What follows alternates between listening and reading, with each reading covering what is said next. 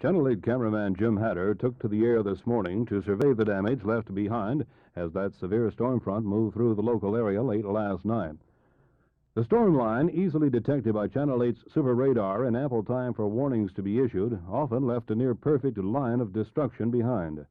In Tarrant County, areas around Weatherford, where the Kennedy Sausage Company suffered an estimated $75,000 damages, and areas around Arlington seemed to take the heaviest beating.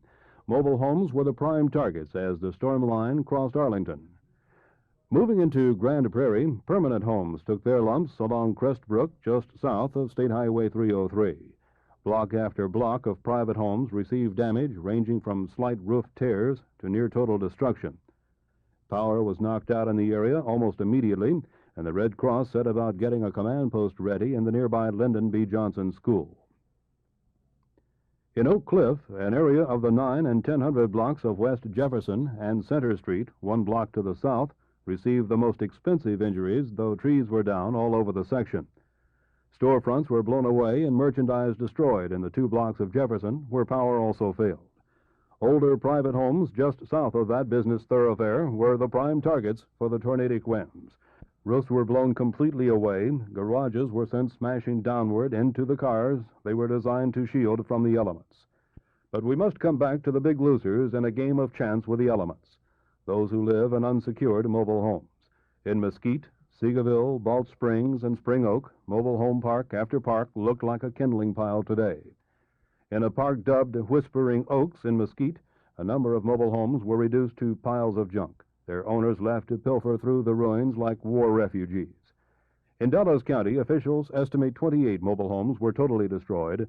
Countless others received repairable damages. 24 persons were injured, but only one serious enough to be hospitalized. That unidentified female who received severe back injuries was reported to be a deaf mute who was unaware of the danger upon her. It will be days before all the reports are in and an official estimate of damage can be made. But in the words of one former mobile home owner, "We just came here from Mississippi 5 weeks ago, where the winds hardly ever get to 40 miles an hour. I ain't never seen anything like this. I guess we'll just have to take what we can and go back where we came from," unquote. Mother Nature can be a cruel welcome wagon. This is Jim Mitchell, Channel 8 News on the Move.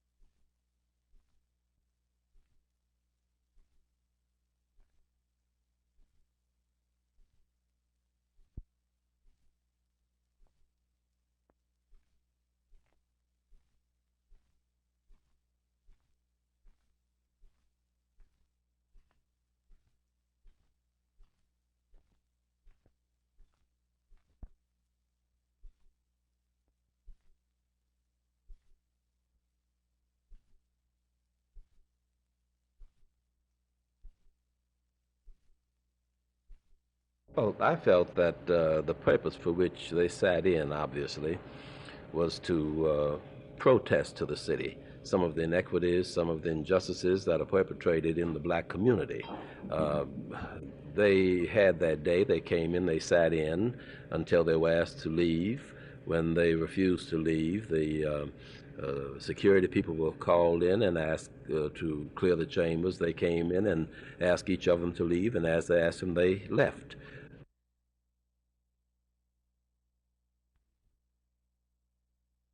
Dr. Donald Weiss, director of the Youth Services Bureau, has appeared before governmental agencies in several Tarrant County towns recently, seeking funding for his project, which was begun under a federal program, but will have to find local money or go out of business in October of 1973. He hasn't had much luck until today. He made his pitch for county support on a one-year-only basis. What happened, of course, is we have already receiving $9,000 a year from you to pay our rent. We still need that. We need the $16,200 more that's correct, in order to maintain the Bureau during this coming year. What happens is October 1st of 1973, we are no longer funded by the federal government. County Judge Howard Green spoke for the court when he said, pointing out that no pun was intended, it would be a crime not to continue the program. For Dr. Weiss now, it's back to the city councils across the county, but this time, besides having his hat in his hand, he'll have a resolution of support from the Tarrant County Commissioners Court. Jerry Taff, Channel 8 News, reporting.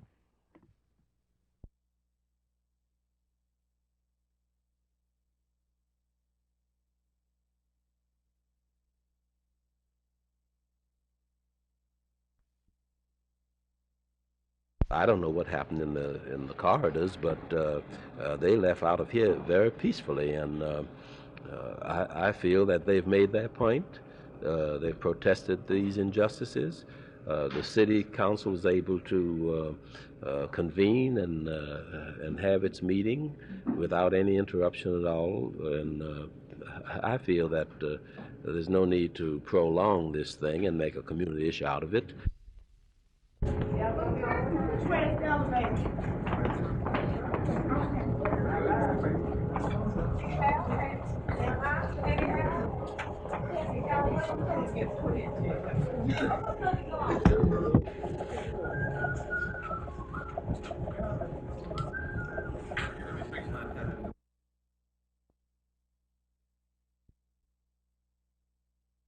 We're talking about somewhere between 60 and 100 buses.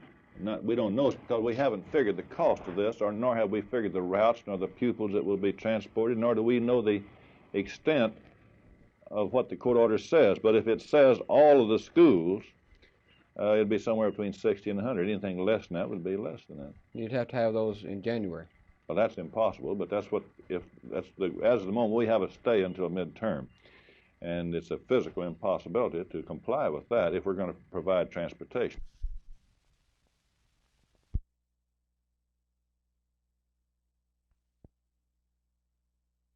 Right now, a person, I'd say an average on a trial is 6 or 7 months from the time they're indicted before we're able to get the courtroom facility to try. We think this would reduce it down to 2 to 3 months. And we'd like to try everybody within 6 weeks to 2 months.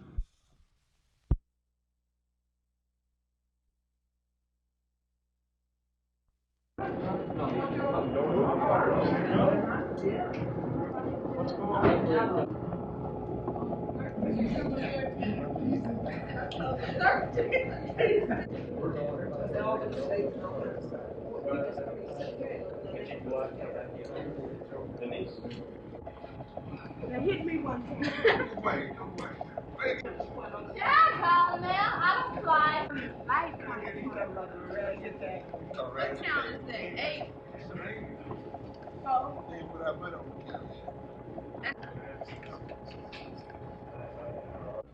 Mayor Pro Tem and city manager and a couple of other councilmen that they ought to release them all to each one and said, we are the police, and will you come with us, please?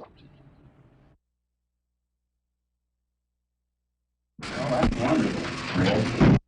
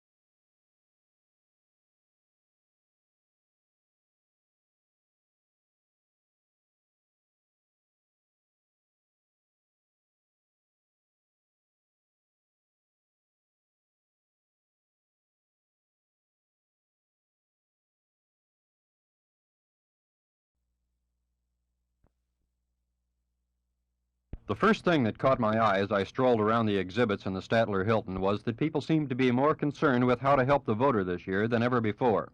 There are, for example, an impressive number of exhibits on how to deal with pollution. Other exhibits I saw dealt with how to make governmental services more available to the consumer. And one of the keynote speeches this morning held up that very topic. Former State Senator Barbara Jordan of Houston was elected last week as the first black congresswoman from a southern state. Today she laid into the league about responsiveness and accused them of possibly lying in their campaign promises. She specifically charged them with upholding the Constitution, quoting it as saying government should provide for the public welfare. I met the congresswoman as she left the ballroom after her speech because I was curious as to whether she meant she was dissatisfied with government as it exists now in Texas. It's time for us to just cease so much of the talk, so many of the words, and let's get on with the business we ought to be about, and that's enhancing the quality of the way people live, and that's what I was trying to say to these people here today, and some indicate the message might have gotten through. You said you were optimistic about it. What specifically are you optimistic about? Do you see anything in particular? I see new people coming into political activity, new people running for public office and getting elected. When you look at the Texas legislature next year, you're not going to be able to recognize it. Likewise, new members of Congress you're going to see come from Texas. I'll be one of those new members. I think there's great hope in the new dynamism that we see in people who have not had an interest in participating in government before.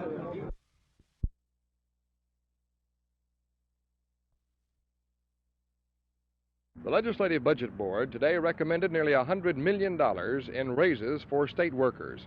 That's about 8.5% raises over the next 2 years for state employees, but only 6.8% in raises for upper echelon and elected state officials. This is about 1/3 the amount of raises requested by the State Employees Association. The Budget Board is composed of the Lieutenant Governor, the Speaker of the House, and 8 other legislators who propose a budget for operation of state government for the next 2 years. After settling the pay raise question, they began going over individual department budget requests. They'll finish that job and finalize the state budget at their December meeting. Lieutenant Governor Ben Barnes said he is greatly encouraged that the next legislature will not have to deal with new taxes.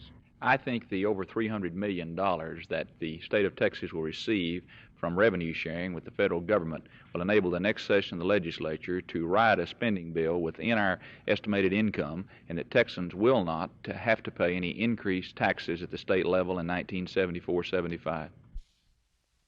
Do you think that a session of the legislature, such as the one coming up where over half of the members are new, is going to be helped greatly in getting its work done without having to fool with a tax bill?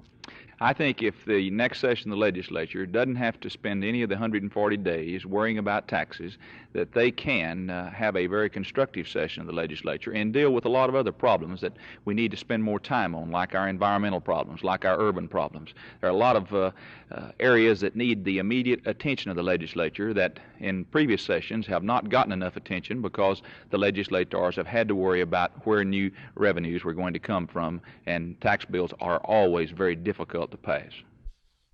Some encouraging words from the outgoing Lieutenant Governor. It'll be interesting to see if it works out that way next year. This is Roger McDonald, Channel 8 News on the Move in Austin.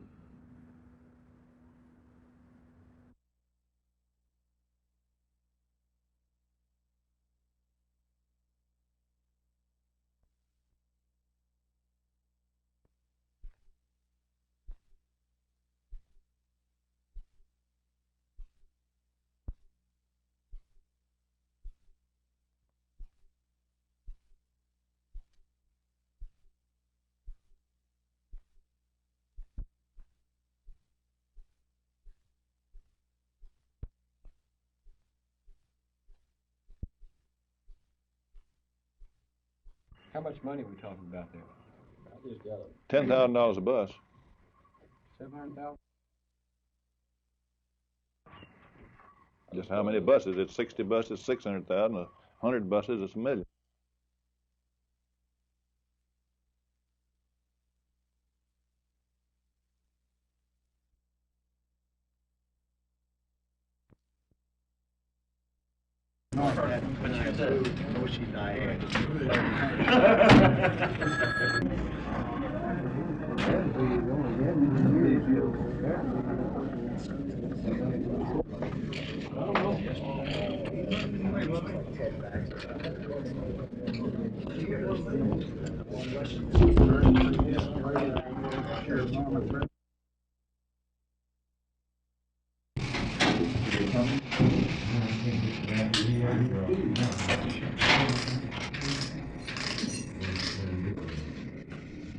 What's it say, huh?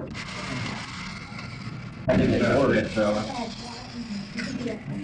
It didn't work.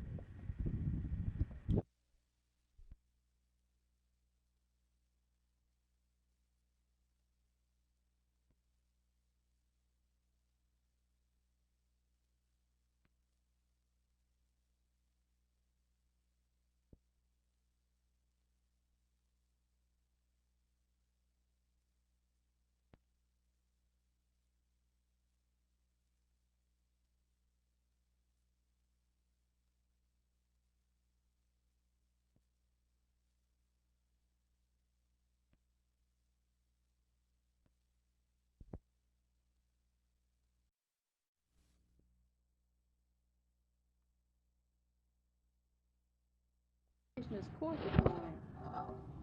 The policy has been changed a little bit now. Reporters are becoming more involved in the story. That's what we're doing right now. So you usually have somebody on it, and that.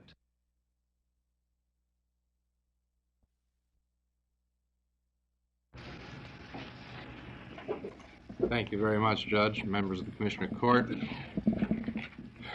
It's a difficult act to follow. National averages and their system software. Boroughs offers And to discuss the issues that I have to discuss with you.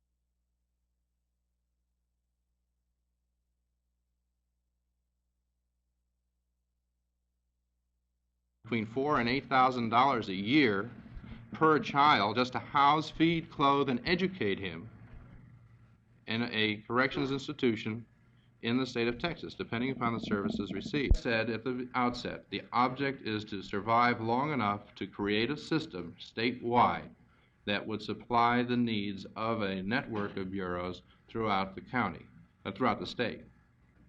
Your budget for 1973 is $176,000.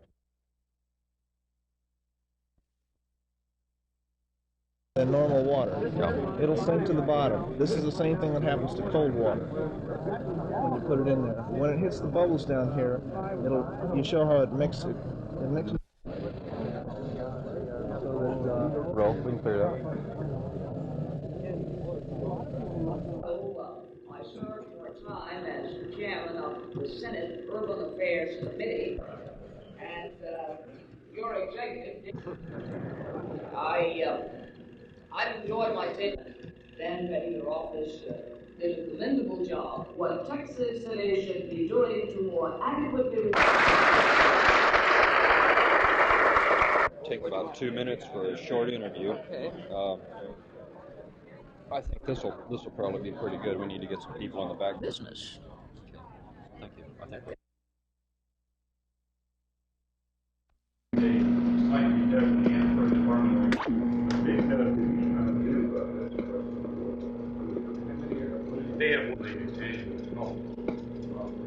would think I... Warren Woodward is expert in this field. One state agency on.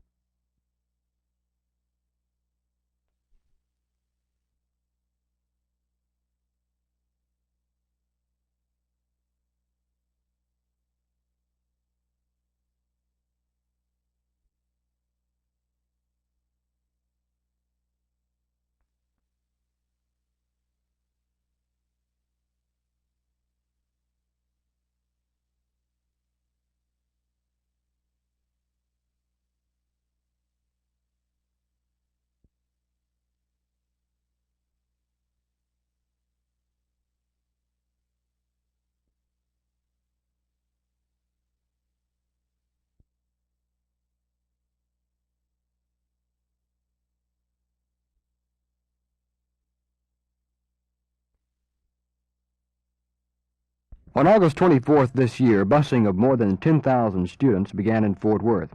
Under the integration plan, which clusters schools in each part of the city, all classes are affected except first graders. 176 buses, including about 100 new ones, are used every school day to carry out the procedure that balances ratio of black, brown, and white students in each school as ordered by the courts. However, the school system still has 16 predominantly black schools, 11 elementaries, 3 middle, and 2 high schools. These 16 schools are the main concern of the courts in ordering their integration. Superintendent Julius Trilson says a plan can be worked out, but the time limit imposed creates an impossible situation.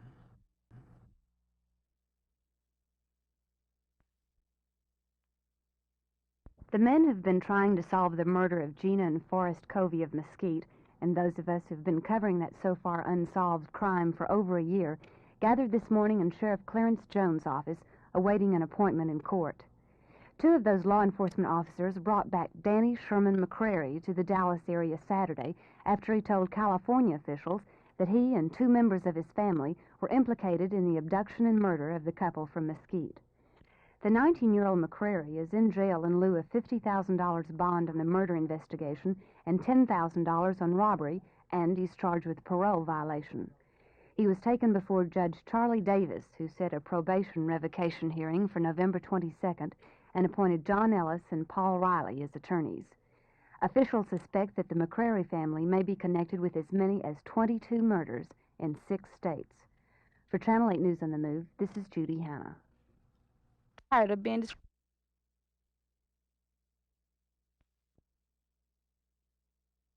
After the storm of last night, all you can really try to do is put the pieces together and maybe try to find out if those pieces will ever fit together again. We're in the Whispering Oaks Trailer Park in Mesquite in southeast Dallas County. What is your name, ma'am? Mrs. Tommy Henson. Ms. Henson, you and your husband and your friends are trying to put things back together today, but what was it like last night when it all came apart for you? Well, I don't really know. It all happened so fast. I guess you could say it was just a nightmare. You know, it happens fast. We were, 1 minute, we were sitting there watching television. The next minute we were out on the ground covered up, trying to keep the rain and the wind from blowing us away. What did you do immediately? You mean after it hit? Yes. Well, our first concern was getting our children out of the trailer house. So we got them out, and our pickup was parked over by our boat over yonder, and we went and got down behind it and got some, my husband's a painter, and we had some tarps in the back. We got the tarps out and tried to cover up with them, and his brother and them were next door, and they were pinned under their trailer. So he went and got them out and got them all behind the pickup, and we covered up with the tarps, and we just stayed there and prayed, I guess. There are many other families in the same situation this evening, their belongings scattered across the countryside, still waiting to hear how much was insured. The storm ripped across a general line from Arlington, South Grand Prairie, Oak Cliff, and into this mobile home district of Mesquite and Seagoville. The damage will range into the millions. The heartbreak cannot be measured. So whether your name is Henson or Smith or whatever, when a thing like this happens to you, you just have to turn the pages of life and go on. Obviously, you can't start life over, so you take the material things, maybe the new book of knowledge, and start over again. In Mesquite, this is Jim Mitchell, Channel 8 News on the Move. The creation of 2 temporary criminal courts will help relieve some of the congested dockets now facing criminal district judges in Dallas County. Dallas is only one of 8 major cities in the United States to receive funds of $20 million under Project Impact. The funds are shared by the city of Dallas and the county, with the city using the bulk of the funds to help prevent street crimes. District Attorney Henry Wade spoke to me about the effect of the 2 additional courts on his department. Well, as you know, the grand jury's indicting more cases than we're able to try at present. I mean, we're going gradually in the hole. We have 7 criminal district courts. Each one have probably an average of 1,500 cases pending, which is really a year's work. Last year, they disposed of an average of a little less than 1,400 per court. The effect of the program will be to provide the suspected criminal with as speedy a trial as possible. The creation of the new court staffed by visiting and retired attorneys will hopefully reduce each criminal district judge's caseload, which runs an average of 1,700 cases per year. For Channel 8 News on the Move, this is June Gray at the County Courthouse.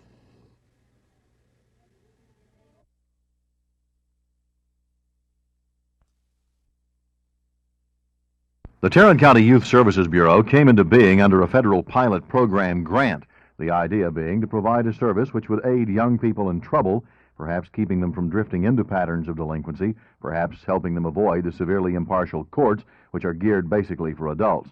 Dr. Donald Weiss has been out in the county seeking funds for some time, with little success. Today, the Commissioners Court heard his story. The pilot project money is short-term, and it's renewable every year, and we've been, as you know, fighting to stay alive on this federal pilot project money. In the meantime, trying to recruit local governmental support to pick up the cost of the Bureau immediately following the loss of the federal pilot money. Now, all the units of government with whom we've spoken so far have agreed to sit down and negotiate further and work out arrangements whereby our budget, which is really $176,000 for 1 year, that $230,000 figure comes from the overlap. We have that 3-month overlap as well. But the $176,000 budget that we need for 1 year's operating expense, we'd like to get from this multi-governmental funding umbrella that we refer to in that little packet. The court could not commit itself directly to providing the requested support, but it did pass a resolution saying YSB will be the first item on the budget agenda come January. So unless something really earth-shattering happens, Dr. Weiss will have at least